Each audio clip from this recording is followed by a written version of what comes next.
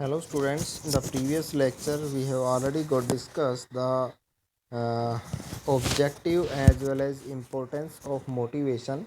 In this lecture we discuss the essential theories of motivation. First one theory है Maslow need hierarchy theory. Maslow need hierarchy theory, Abraham Maslow as an American psychologist that generate the general theory of motivation in 1943, known as which is one known as the need hierarchy theory. As per the view of the Abraham Maslow, a man does any work because there is some unsatisfied needs, desire or tension in him which encourage him to do so.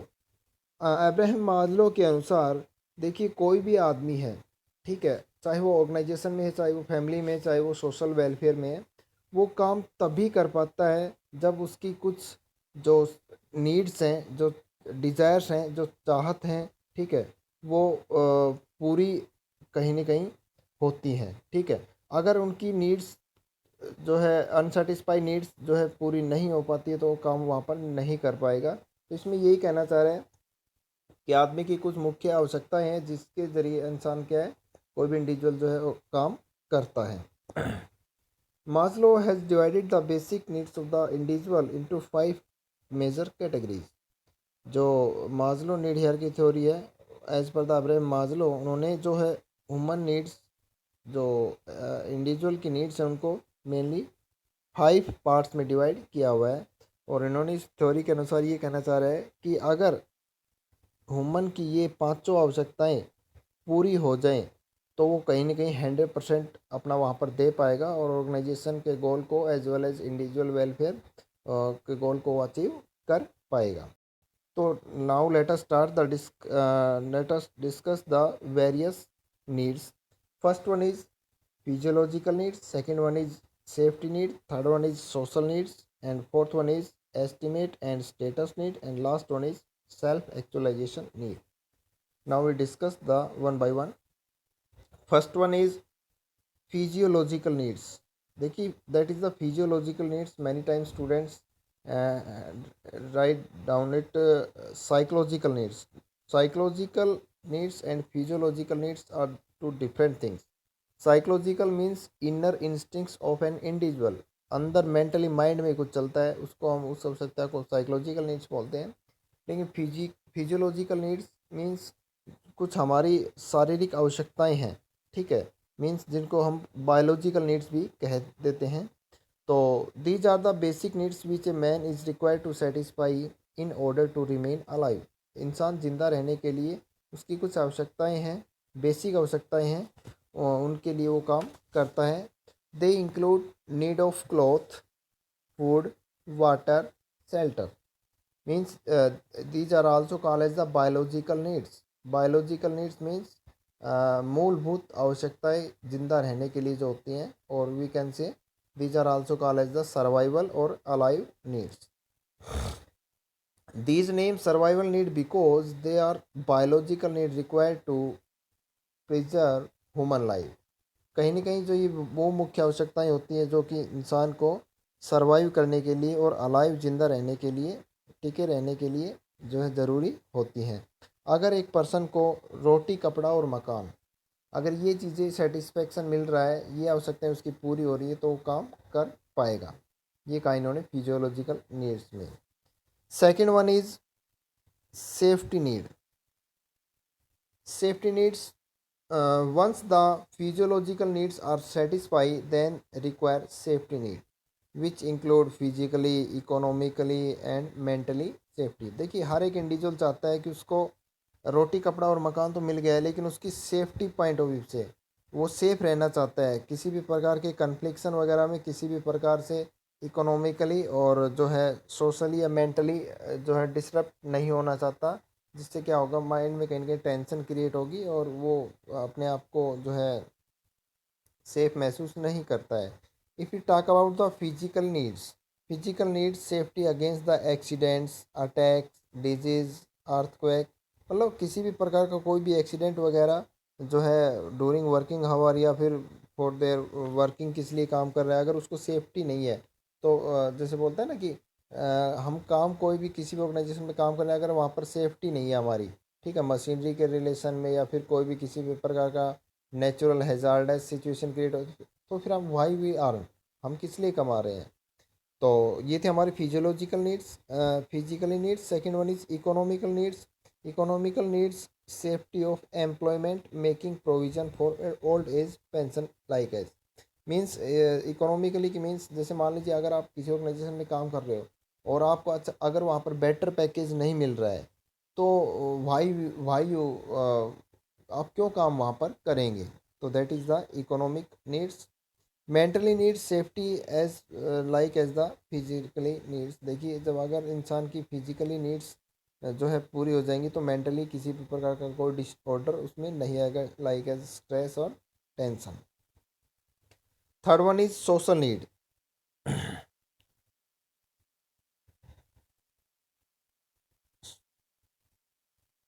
Social needs, social needs में हमारी we know very well man is a social living animals as he seeks association with others. Social needs refer to the needs of the belongingness, love, affection, happiness, sorrow, celebrate. These are the social need as per the view the Maslow. देखिए अगर आप कहीं पे भी organisation में काम कर रहे हैं, उस ऑर्गेनाइजेशन के सोशल एनवायरनमेंट में अगर आपको वहाँ पर खुशी नहीं हो रही है, अगर आपको वहाँ पर प्यार नहीं मिल रहा है, अगर आप वहाँ पर जो है अफेक्शन नहीं मिल रहा है, आपको कोई जानता ही नहीं है कि आप कौन हैं, ठीक है, तो कहीं ना कहीं क्या है, ये भी एक मुख्य आवश्यकता है इंडिविजुअल की, जिससे कि कहीं ना कहीं क्या करता है ऑर्गेनाइजेशन में काम इफेक्टिव तरीके से कर पाता है। Next one is esteem and status need. Esteem and status need, these are the ego needs of a man. Everybody want that he should have respect, power and authority in the society. हर एक individual चाहता है कि उसकी कोई इज्जत हो, उसका कोई स्टेटस हो एक सोशल में, एक समाज के अंदर, और उसके उसको समाज जो है रेस्पेक्ट दे, उसको समाज जो है पावर दे, और उसको जो है समाज अधिकार दे। मान लीजिए आप एक ऑर्गेनाइजेशन में काम कर रहे हैं, अगर आप वहाँ पर आपको रेस्पेक्ट ही नहीं मिलती है, आपके पास कोई पावर ही नहीं है, पावरलेस है, या फिर आपको कोई अथॉरिटी नहीं है, अधिकार ही नहीं है, तो एट दैट केस आप वहाँ पर टिक नहीं सकते, आप वहाँ पर काम नहीं कर पाते इफेक्टिवली और एफिशिएंटली तरीके से। तो हर एक इंडिविजुअल की ये भी एक नीड होती है। Last one is the self actualization need. Self actual as the name clear, everybody try to achieve the height according to the capacity. These needs is self actualization need in a man. मतलब देखिए इसमें क्या कहना चाह रहा है कि हर एक इंडिविजुअल को अपने समाज में या कहीं जिस भी ऑर्गेनाइजेशन में वो काम कर रहा है, वर्किंग एनवायरनमेंट में, वो एक पोजीशन जो है पे पहुंचना चाहता है, और वो अपनी उस पोजीशन में तभी पहुंच पाएगा जब उसको जो है रेस्पेक्ट मिलेगी, और जो है समाज उसका साथ देगा, जो भी ऑर्गेनाइजेशन है उसका अगर साथ देगी तो। For an example we have clear that like as a musician want to perfect in the art of music, ठीक है, मतलब जो एक म्यूजिशियन है, ठीक है, तो वो कहीं ना कहीं क्या चाहेगा कि मैं परफेक्ट हूँ म्यूजिक के अंदर। एक टीचर है, वो टीचर क्या चाहेगा कि मैं टीचिंग में परफेक्शन दिखाऊं, ठीक है, और परफेक्शन अगर उसको मिल जाती है, उसकी अगर ये आवश्यकता पूरी हो जाती है, और उसको क्या चाहिए, तो this is the self actualization needs. Now we have discussed the basic five needs of the as per the Abraham Maslow in the Maslow need hierarchy theory. But we know very well different scholars and different psychologists has criticized it that if a man satisfy all these needs means one needs is satisfy another need is arise by an example, जैसे first one is the physiological needs, second one is the safety needs, third one is the social needs. तो ऐसे तो इंसान की आवश्यकताएं कभी पूरी हो ही नहीं सकती हैं। वन एक आवश्यकता पूरी होती है तो दूसरी अराइज हो जाती है, दूसरी पूरी होती है तो तीसरी अराइज हो जाती है। तो इसके जो क्रिटिसाइजर थे, उन्होंने इनको डिफरेंट डिफरेंट फॉर्म में इस थ्योरी को क्रिटिसाइज किया था। तो हम इसके क्रिटिसिज्म डिस्कस करते हैं, कमियाँ क्या क्या हैं। First one is the importance of need differ in different situation. बिल्कुल सही बात है। देखिए आवश्यकताओं जो होती हैं वो डिपेंड करती है सिचुएशन के ऊपर, कि सिचुएशन कैसी है उसी के अनुसार ही हमें अपने आप को मॉडिफाई करना पड़ता है, ना कि आवश्यकता ही मेन इंपॉर्टेंट रोल है। Second one is it is not necessary that the higher needs do not become strong become the lower needs are satisfy. कि अगर आपकी ये कोई ज़रूरी नहीं है कि अगर आपकी कोई छोटी जो कुछ आवश्यकताएं हैं वो पूरी कर दी जाए उसके बाद में आप ऑर्गेनाइजेशन में 100% दे ही पाएंगे, कोई ज़रूरी नहीं है। ये डिपेंड किस पे करता है, सिचुएशन पे करता है। Next one is needs are not the only determine of behaviour. और इन्होंने कहा कि आवश्यकता जो है वो कोई ज़रूरी नहीं है कि वो किसी भी इंडिविजुअल के बिहेवियर को शो करती है। ठीक है, वो डिपेंड करता है सिचुएशन के ऊपर, उसके अनुसार उसको बिहेवियर में मॉडिफाई करना होता है। Next one, the hierarchy of need is not always fixed. जो ये आवश्यकताएं हैं ये फिक्स नहीं है। आपकी एक आवश्यकता पूरी होगी, ज़रूरी है कि आपकी दूसरी आवश्यकता भी पूरी हो पाए, तीसरी भी पूरी हो पाए, चौथी आवश्यकता पूरी हो जाए, फिफ्थ वन। जैसे फॉर एग्जांपल देखिए, एक स्टूडेंट लाइफ में एक बच्चा होता है, ठीक है, उसकी बहुत सारी आवश्यकताएं होती हैं। उसको प्रॉपरली जो भी लगेज बैगेज है, जो भी उसको बुक मटेरियल्स वगैरह है, ठीक है, और उसके साथ साथ उसकी ये जब उसकी ये सेटिस्फेक्शन हो जाता है तो उसको अच्छा खाना पीना चाहिए, उसको एंटरटेन के लिए भी अच्छा एनवायरनमेंट चाहिए, उसके अच्छे लोगों के साथ में जो है इंटरेक्शन हो। ये कोई ज़रूरी नहीं है, ये डिपेंड किस पे करता है बोला, सिचुएशन पे डिपेंड करता है। Last one is it is not definite evidence that once a need is satisfied it loses its motivation force।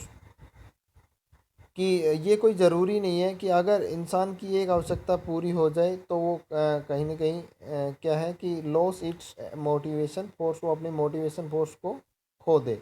ठीक है, देखिए क्योंकि ये हमें पता है कि हालात के ऊपर डिपेंड करता है। मान लीजिए फॉर एग्जांपल एक स्टूडेंट है, क्लास में पढ़ रहा है, ठीक है, उसका मूड है पढ़ने का तो वो स्टडी कर रहा है। अगर उसका मूड नहीं है तो क्लासेस वगैरह बंक करेगा, या फिर जो है कहीं ना कहीं उसका माइंड डाइवर्ट होगा, टेंशन में होगा, तो हम उसको मोटिवेट तो नहीं कर पाए ना। जबकि हमने उसको क्लासरूम में बहुत अच्छा एनवायरनमेंट उसको दे रखा था पढ़ने के लिए, लेकिन फिर भी वो सेटिस्फाइड नहीं हुआ, नहीं पढ़ पाया। तो ये थे भाई इसके criticism of the Maslow need hierarchy theory. Thank you students.